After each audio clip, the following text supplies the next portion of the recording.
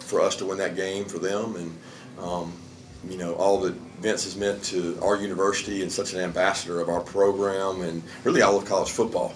So I know if he was looking down on that one, he would have enjoyed the first half. I don't know that he would have enjoyed the second one, but he and Irk probably had a laugh together about it, and he's meant so much to us, and just in honor of him and their family, it was special. It was a tough time for that to happen. But our fans were awesome here. The environment was good. We lost momentum in the second half. We faced resiliency, stared it in the eye, and we didn't blink. And I'm really proud of our players. There was a time there where we lost momentum, and that's happened to us more this year than it did last year, and we bounced back. So I was really proud of the players. Questions? Yeah, Coach, talk about this. You already did the response offensively after a couple turnovers. 28-20, they get back into it. For your offense to respond and score right there, what's that mean? Yeah, that was probably the drive of the year so far, right? I mean, they answered the bell. It was 28-20, and we've lost momentum. We've had, I guess, 3 kickoff returns. It felt like in a row. We weren't getting field position, and Kenny had the fumble. And I thought Kenny McIntosh showed a little something tonight. Now, when he came out after that fumble, and he had that eye of the tiger look, and he wanted the ball, and he was running the ball hard and physical and getting yards after contact. And that's a lot of credit to the offensive line, but that's a lot of credit to Kenny as well. And that drive that you're referencing was big for us. What you said to Kirby after he came off the field? You went up to Kenny. What would you No, I don't think I talked to him after the fumble. No, after the touchdown. Well, I told him that he's a bad MFer. I mean, he's tough. He's physical. He gets after it, and he responded. That's what I talk about. You've got an opportunity to show resiliency, which is one of our 4 DNA characteristics, and I promise you, every NFL scout and every Georgia fan watching will remember the way he responded. He ran the ball with just vicious attitude, contact-seeking running back. You got Jalen Carter back tonight, and it looked like he played mainly on third downs. I saw you talking to him several times when he came off the field. How big was that, and how did he look, in your opinion? I couldn't tell you how he looked, because I was trying to watch the back end and make sure our adjustments were there. So we'll watch the tape and evaluate it. It was great that he fought himself to get back. He rehabbed himself to get back. He wanted to play. He loves this team. It's important to him in a day and age where some kids don't care about the team. He cares about the team, and he wanted to play. And he took on the role we asked him to take on, and hopefully he continues to get healthy. Look, we need him. We're missing, some guys in depth in the front. As we play more snaps, we struggle, and it showed, in the second half there. We saw Nolan come out. Do you have any update on that? I'm not even sure what it is. I want to say it was a separated shoulder. I don't know how severe it is, so we'll find out. I know that Chaz came in and did a really good job. Beefy did a good job, Robert Beal, and filled in for him. Marvin had the flu, so we couldn't get Marvin in there. We had several guys that were sick coming into the game. So, Kirby, ideally you want every play to be executed properly, but is there something to be said for this sort of win in terms of your confidence going into a game like you've got next week? Any win exudes confidence. You guys criticize the wins. I'm great with the wins. In the SEC, when you beat Florida, any win. And they're hard to come by. They're tough. They're physical. They're hard fought. I'm proud of the way our guys played. Where were you when you found out that Dooley passed away, and maybe what's a favorite memory that you have of his story?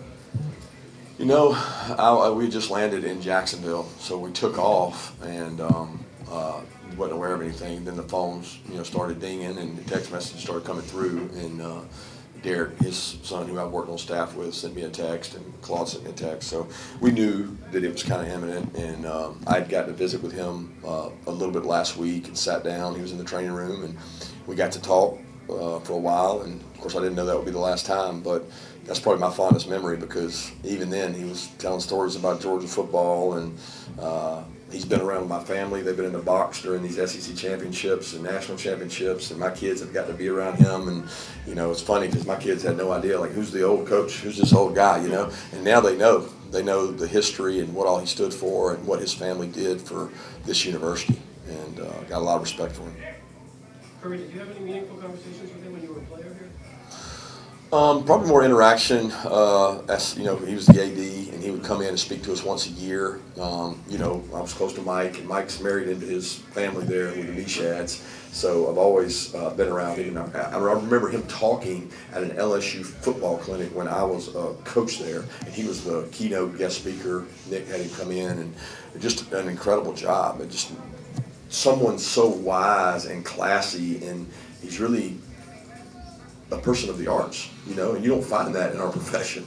And it's really cool and unique, just who he is and how he's treated everybody. What's cool to me is I see all the social media. There's not one person that I look at on social media, from Twitter to Facebook, that doesn't have a picture with him. And they all post the picture with him, and it's their memory of him. I mean, he touched every life in the state, and just did so much for our program. Kirby, you're elaborate on this? You're having a run here in this series, like Vince had, like Steve Spurrier had, you won 5 out of 6. How hard is it to get the kind of momentum to do what Coach Dooley did, to do what Coach Spurrier did in the 90s in this series? Well, it's hard to win any series in the SEC, you know, especially when you're talking about a top program in the country. I mean, you know, I don't look at it as runs. I look at it as each individual year, you know. I mean, I still think we should have won the year we lost here. That's the game that probably haunts me the most, is that we didn't play worth a crap 2 years ago here, and you wonder why, you know. And you worry about each individual year. You don't worry about runs. And Billy's going to do a great job. He already is, because he's recruiting hard, and those guys didn't stop. They didn't fight. They didn't quit fighting. Now they came out in the second half and answered the bell. Can you elaborate on this season? I mean, last year you had all the guys coming back. It was like you were supposed to win it. This year's team, 15 guys gone to the league, 13 transfers, you're 8-0. Is it a different feeling? Is this journey? They're all different. I mean, they really are all different. I mean, this team is so different than last year's, and this team continues to work hard and get better. You know, Stetson's playing good. He had some moments tonight, but he also did some really, really good things in that game that maybe the normal eye doesn't see. And if we could take away the couple of the decisions, he played really well, and it allows us to score, because we're probably not what we were defensively last year. But we play as a team, we play complementary football, and that's important, you know. But we have to keep getting better. Like, we're not there, and people want to put us there, but we're not there. What was your reaction to that Brock Bowers TD where you like juggled it and still found a way to run it? I immediately thought it was karma for the other one, the one to Darnell. You know, it's just like we didn't get the Darnell one, but we got that one, and it bounced back our way.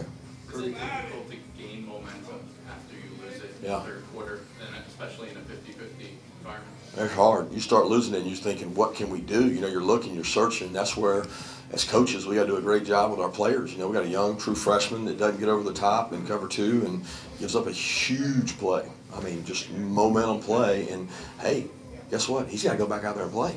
You know, he's going to have to go play. And as a coach, you can't lose him, because I've seen him get that look in their eye. He bounced back, made some good plays for us, and he's going to be a good player. Can you tell what happened on that play, Coach, that long touchdown? Yeah, we just didn't play it right. As a coach, do you enjoy that, kind of seeing what the best kind of come out from players like that when they face it? I don't enjoy losing the momentum in a game. I enjoy the fact that we never blinked, and the kids were saying the right things on the sideline. You know, there's 2 things when adversity hits: you fracture or you connect. And our team connected, and they reached out to each other, and they helped each other. We know what kind of team Tennessee is going to bring in there next week, regardless of what they do tonight. They like to throw outside and like to throw deep. But how much of a concern is that, based on what you've seen, that break down some others? Well, I mean, is it a concern? They run the ball really well, guys. I know you don't believe me, but they run the ball really well, which is why they throw the ball outside, because everybody's got people inside. They have a perfect storm. They've got really fast, elite wideout with a quarterback with a really strong arm.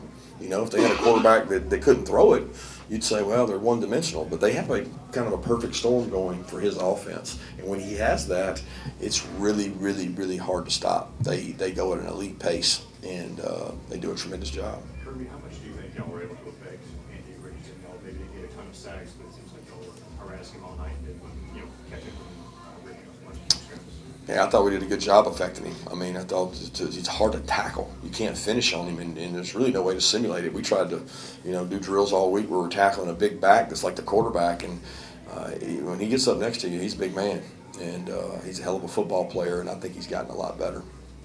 I know your thoughts on the recruiting aspect of the game down here, but once the whistle goes off, do you enjoy playing this game in Jacksonville? I enjoy all games. I do. That's why I coach. You know what I mean? Like, it's not about where it is, who it is. It's nothing about that. It's about rivalries. It's about the SEC. It's the pageantry. It's the emotion back and forth. I mean, it's incredible. You mentioned earlier about getting better every step of the way. How have you seen Brock Bowers do that with a career high 154 receiving yards today?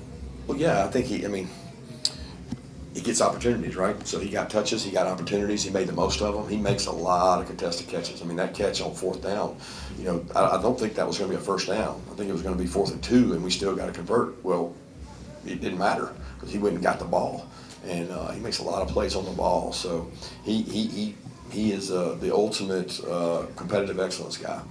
Hartley talks about it all the time. Competitive excellence is when it's 50-50 or when you got to go make a play, can you make it? And we've seen him do it over and over again. We didn't see a lot of Kenny between the tackles until this game. Obviously, like you said, he had died. Tyler, can you just talk about handing it to the senior there?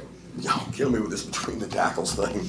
Like, there's no run that says between the tackles. There's an inside zone, there's an outside zone, there's counter, and there's all these different plays. They hit different places based on what the defense does. So Kenny ran the ball really, really hard and did a good job. We ran it in between the tackles against Auburn. We ran it in between the tackles against other people. Sometimes we move them, sometimes we don't. Sometimes they slant, sometimes they don't.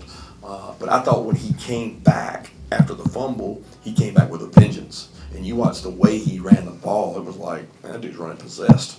And he wanted it. And that's what, it reminded me of Nick and Sony of the championship game, the game against Oklahoma, where he was like, oh man, give me the ball back, coach, I messed it up. And he ran pissed off. And that's what Kenny did. Can we talk about O-line depth, like how needed it out there today, especially with the Truss and Mims gone?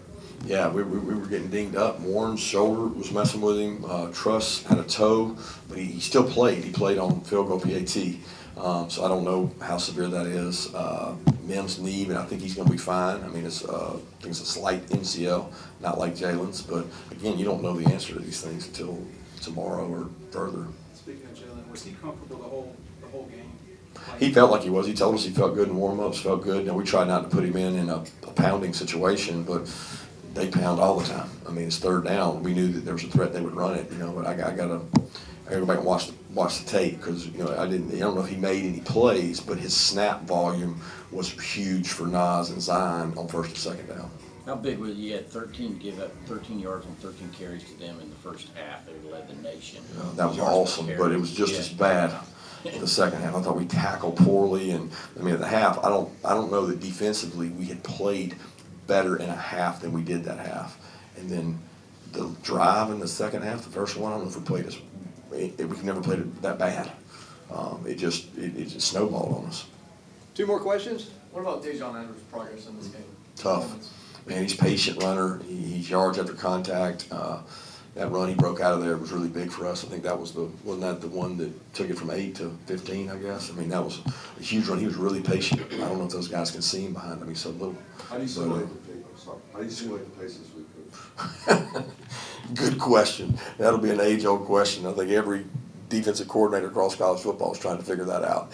And we're all searching. There's no way. I mean, let's be honest. You can 2 huddle, you can 3 huddle, you can shotgun huddle, you can go against air, but they do it, and they do it really well. And it's really hard to defend. Thank you.